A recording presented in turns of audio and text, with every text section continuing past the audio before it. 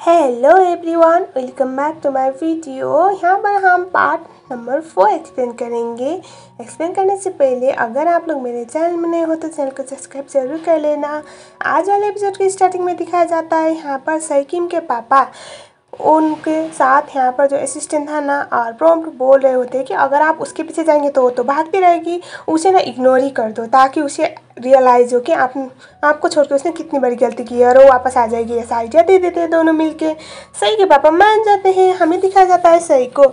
सई अभी क्ला के पास थी और यहाँ पर हमें एक और कैरेक्टर का इंट्रोडक्शन होता है जिसका नाम है क्लोए। क्लोए यहाँ पर क्ला की बहन है और वो ना यहाँ पर सई को समझती है, शायद वो कोई टूरिस्ट होगी।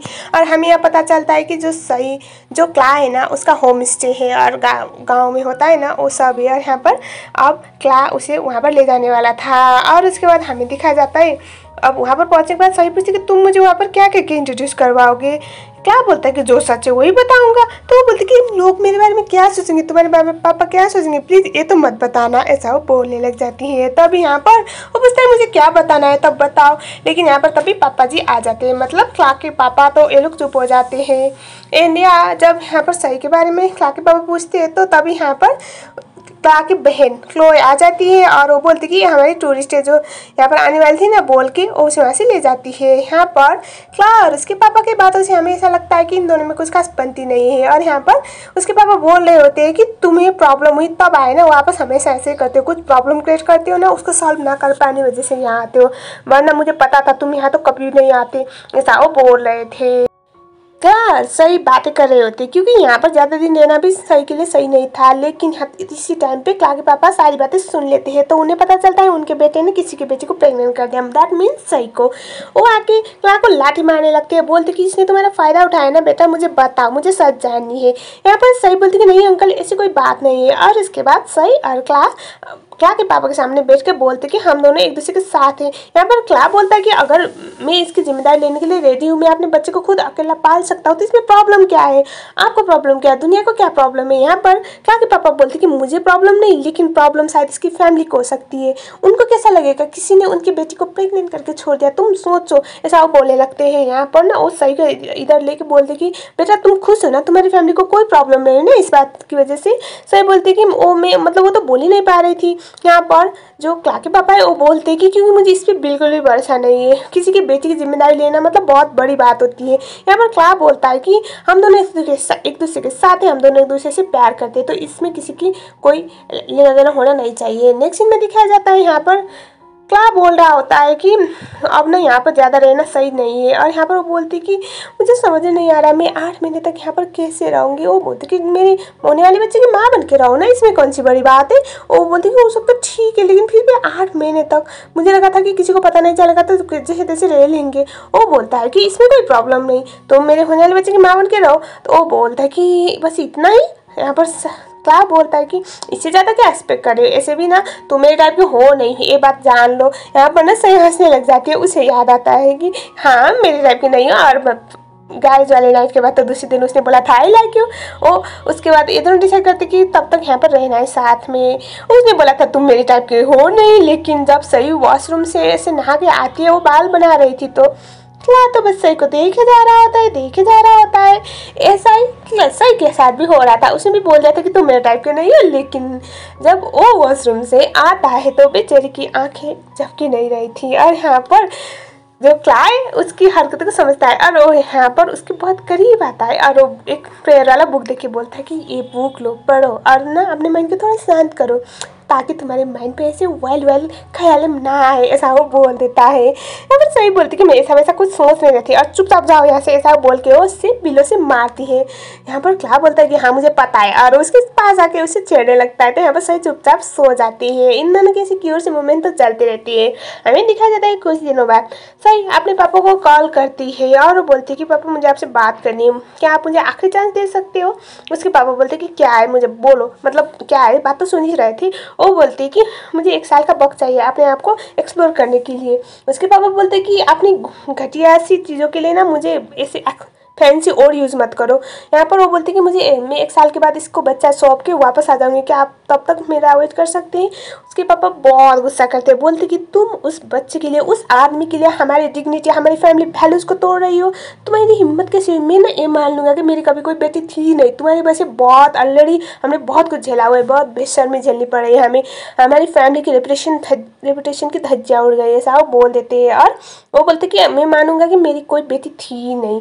जो सुनने के बाद सही को बहुत बुरा लगता है और वो बोलते कि मुझे लगा था आप मुझे समझेंगे पापा, लेकिन नहीं, आप फिर से अपने जिद पे आ गए। ठीक है, अगर ऐसा चाहते हो तो, ऐसा वो बोल देती है। लेकिन कहीं ना कहीं सही बहुत ज़्यादा अपसेट हो जाती है। अब इसलिए हो जानी भी थी। साथ में यहाँ पर जो सही के पापा थे वो भी बहुत अपसेट हो गए थे। उन्हें लग रहा था कि सही बच्चे को अबॉर्ट करवा के वापस आ जाएगी, लेकिन यहाँ पर बात कहीं और ही जा रही होती है। सही के मूड को क्लास समझ रहा होता है, इसीलिए वो उसका मूड थोड़ा बेटर करने के लिए यहाँ पर बच्चों के साथ गेम्स खेलने के लिए ले आता है। वो बहुत सारे बच्चों को अपने पीठ पे भोंक रहा होता है।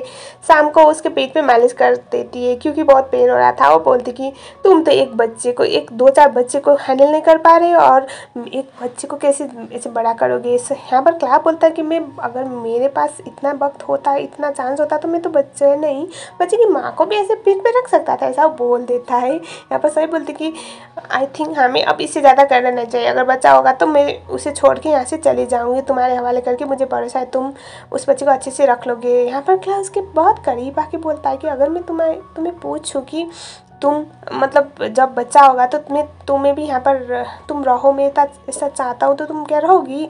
लेकिन थोड़ा सा इनका रोमांटिक माहौल ख़राब हो जाता है। नेक्स्ट सीन, यहाँ पर क्ला के पापा सही के पापा से मिलने के लिए चले गए होते हैं। यहाँ पर आ जाने के बाद वो बोलते कि मैं आपकी बेटी का हाथ मांगने के लिए आया हुआ हूँ। एज एक्सपेक्टेड ससुर जी एक्सट्रीम लेवल की बेइज्जती कर देते हैं। बोलते कि तुम्हारी हिम्मत कैसी है, तुम्हें लगता है कि मेरी बेटी तुम्हारे घर पे आएगी, मेरी बेटी को तुम लोग खुश रख पाओगे, तुम लोग मेरी बेटी के पीछे बस पैसों के लिए पड़े हुए हो ना, ऐसे मेरी कोई बेटी नहीं है, ऐसा बोल देते हैं। यहाँ पर क्ला के पापा बोलते हैं कि मुझे अब समझ में आ रहा है, आप ना कभी अपनी बेटी को एक अच्छी लाइफ दे नहीं पाए। पैसा देना और उसे कंफर्टेबल लाइफ देने से अच्छा है उसे समझ लेना, लेकिन मैं मेक श्योर करूँगा कि जैसा आपने अपनी बेटी के साथ किया ना, ऐसा वो दोनों अपने बच्चों के साथ ना करें। मैं उन दोनों को सबसे अच्छी खुशी दूंगा, ऐसा बोल के चले जाते हैं।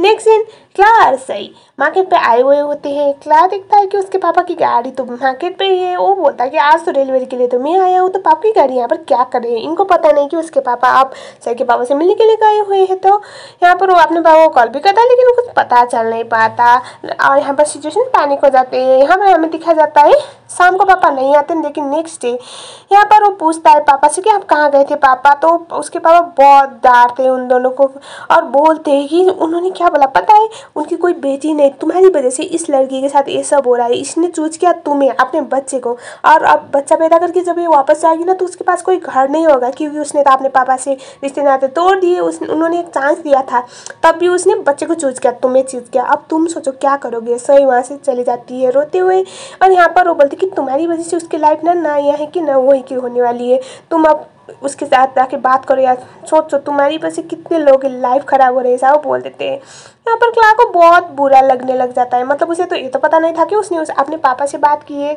और यहाँ पर वो बोलते कि जाओ उससे बात करो। देखिए यहाँ पर सही ऐसे रो रही होती है, मतलब उसे बुरा लग रहा था। वो उसके पीछे पीछे जाके बोलता है कि तुमने मुझे बताया क्यों नहीं, तुमने अपने पापा से बात की है। वो बोलती कि वो मायने नहीं रखता, बस पापा ने एक बात पूछी थी तो मैंने उसी का रिस्पॉन्स किया, क्योंकि लाइफ में पहली बार मुझे किसी के लिए जिम्मेदारी उठाने का मौका मिल रहा है, अपने अलावा किसी और के लिए जी रही हूँ, तो मुझे कोई प्रॉब्लम नहीं। तो यहाँ पर वो बोलता है कि तुम यहाँ से अगर बच्चा पैदा होने के बाद जाओगी तो कहाँ रहोगी। वो बोलती कि कुछ ना कुछ अरेंज हो ही जाएगा। यहाँ पर क्ला बोलता है कि मैं अगर कुछ पूछूँ तो तुम हाँ बोलोगी। वो बोलते कि क्या है। क्ला बोलता है कि अगर मैं चाहूँगा कि तुम यहाँ पर हो मेरे साथ, बच्चे के साथ, मेरी बच्चों की माँ बन के, तो तुम रह पाओगी। वो बोलती कि लेकिन तुम ऐसा चाहते क्यों हो। तो वो बोलती कि तुम मेरी उम्र बन के रह पाओगी यहाँ पर।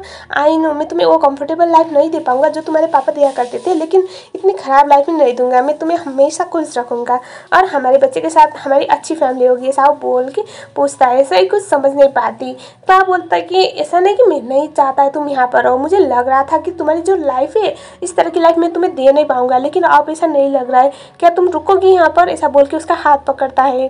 सही तो बेचारी ऑलरेडी बहुत इमोशनल हो रही थी, वो कुछ समझ नहीं पा रही थी। वो आके क्लार्क को गले लगकर रोने लग जाती है। गले मतलब पीछे से बैक हक करके वो बहुत रोती है। और यहाँ पर क्लार्क कुछ टाइम तक ऐसे ही रह रहा था और उसके बाद वो सही को अपना हाथ पकड़ के मतलब सही का हाथ पकड़ के घर पे ले आता है।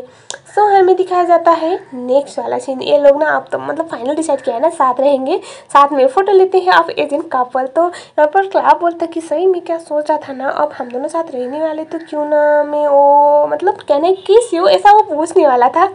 वो सही के बहुत करीब आ रहा होता है। ये बहुत फनी मोमेंट था। तभी क्लोई आती है और बोलती कि देखो पापा ने बोला है जब तक तुम दोनों की शादी नहीं हो जाती तुम दोनों यहाँ पर साथ में तो रह नहीं सकते, इसीलिए पापा ने बोला आज मैं यहाँ पर सो जाती हूँ, जाओ यहाँ से। यहाँ पर क्लार्क बोलता है कि तुम यहाँ पर क्या कर रही हो, तुम जाओ। लेकिन यहाँ पर उसकी बहन उसे लात से मार के उसे पीलो देके बोलते कि यहाँ से भाग जाओ भाई वरना पापा मार डालेंगे तुम्हें पता है।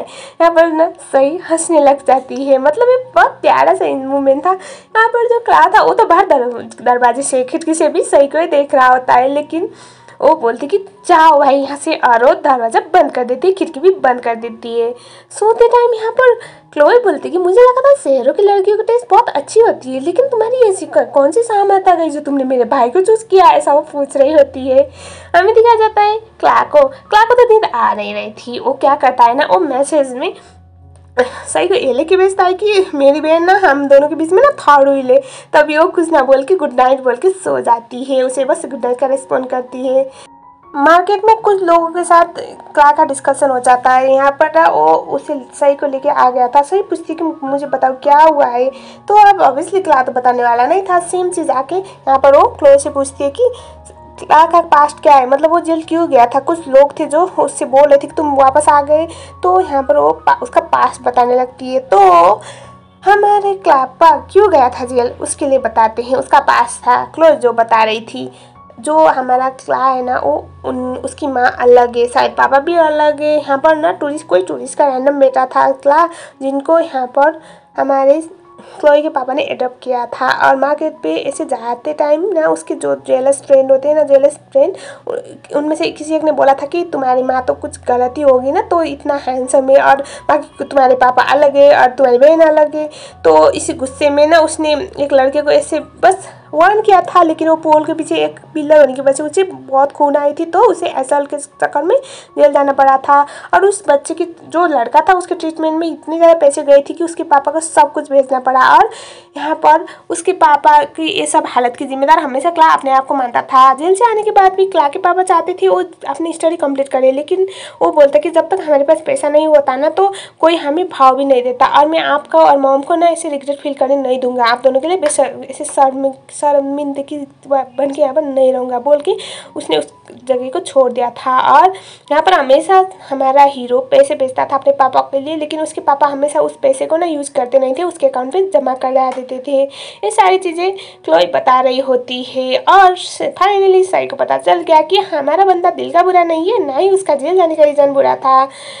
और उसके बाद अब ये दोनों इतनी प्यारी प्यारी टाइमिंग एक दूसरे के साथ टाइम स्पेंड करते हैं, जो मैंने शॉर्टकट में बताया क्योंकि बस एक दूसरे के साथ टाइम स्पेंड करते हुए दिखाई दे रहे थे। ये था ये वाला एपिसोड। आई जस्ट होप आपको ये वीडियो पसंद आई होगी। अगर आई है तो वीडियो को लाइक ज़रूर करना। अगर आप लोग मेरे चैनल में नए हो तो चैनल को सब्सक्राइब कर लेना। मिलते हैं नेक्स्ट वीडियो में, तब तक के लिए thank you so much for watching.